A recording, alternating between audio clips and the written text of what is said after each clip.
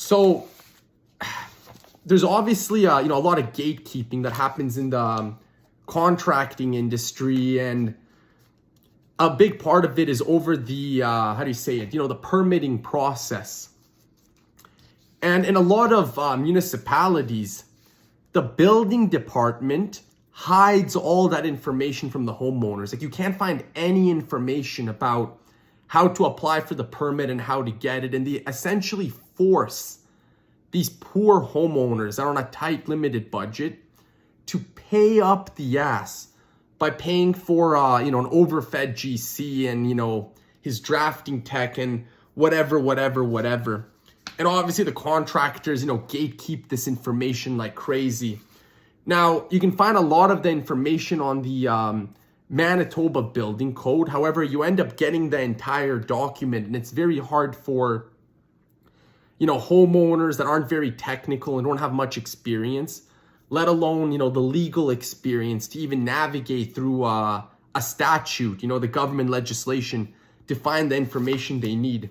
So this document right here, this is a 13-page document from the city of Winnipeg, a deck building PDF. And the reason this is actually really important is that in this day and age, thanks to the internet and thanks to the city of Winnipeg building department actually being pretty transparent with their information and their requirements, because again, a lot of the surrounding RMs don't do this. Like, the other building departments hide this information.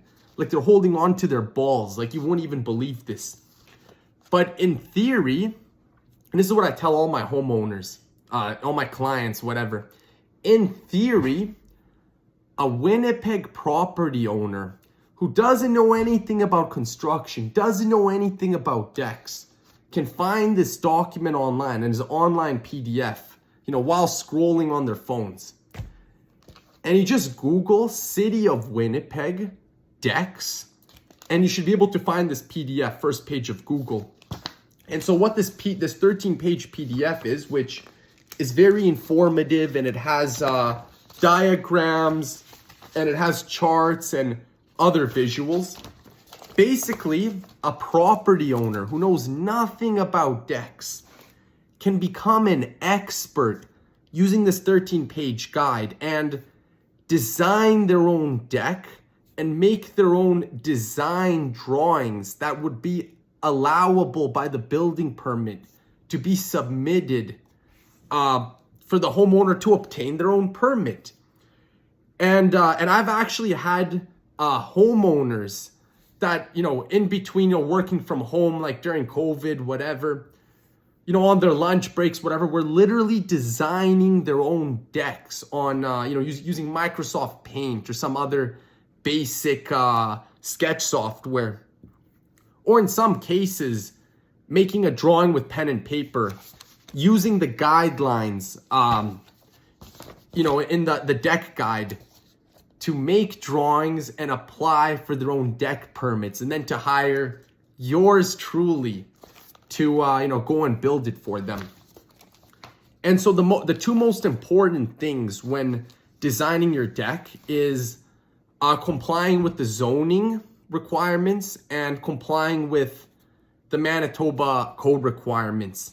So when we talk about zoning, in the city of Winnipeg, any deck that's taller than 2 feet has to have a 25-foot setback from the back of the deck to the back of the property line. And then the second requirement is ensuring that the deck complies with all the, obviously all the code requirements. So they want to know, what type of foundation you're using. They want to know your joist spans, your beam spans, how far apart the joists are spaced, how far apart your posts are. They want to know your stair detail, whatever.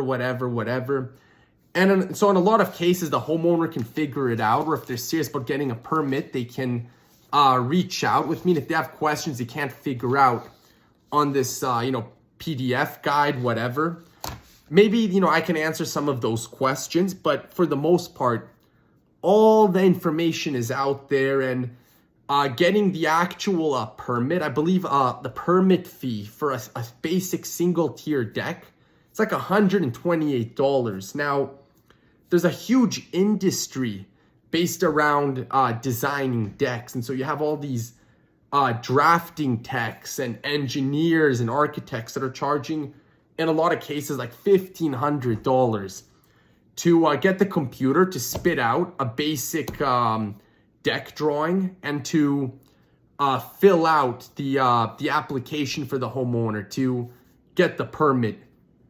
And so there's like, I think, a few documents you have to submit. Obviously, you have to submit your elevation view of the deck, a bird's eye view, and they want a site layout plan where you outline every single structure in the backyard and how far it is from the property line.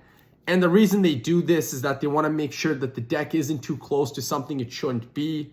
Typically, they want to make sure the deck doesn't extend past the corner of your house, or that the deck isn't within the 25-foot setback. And usually, and if you require a deck that is within the setback, it's then a whole other shit show, because now you're dealing with the zoning department, and you got to get variances from the neighbors and all this other nonsense, and it just adds to the cost on top of dealing with the permit. But the reason I'm pointing this out is that, never before has it been easier for a homeowner who knows nothing about decks to become educated about decks and to become experts, and not to have to take some contractor off the street's word for it. And it's also to kind of stick it to a lot of the people's, because there's this, again, City of Winnipeg spokesperson in the planning department who's apparently going out there and claiming that I advocate for homeowners not to get building permits, and that I'm building things that are structurally not to code and not in compliance with the zoning bylaws. And I personally find it very defamatory, because I've done multiple permit projects and all my projects have passed inspection on the first try. And in a lot of cases, there's also the homeowner, the property owner might decide that they don't even want to get a permit for a variety of reasons. But ultimately, at the end of the day, whether you get a permit or you don't get a permit, the City of Winnipeg is obviously going to find out about the deck. And again, it's not even about safety per se. The reason they're flying their drones to, scan people's backyards is because the City of Winnipeg is so desperate for cash that they want to be able to reassess your property as many times as possible. Every time you do an improvement on your property, they want to reassess you and charge you a little bit more of the property tax, another $200 here, another $200 there, $300.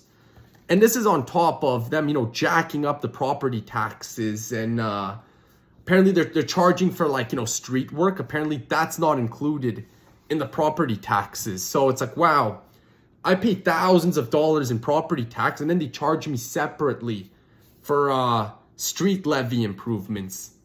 Don't we love the City of Winnipeg?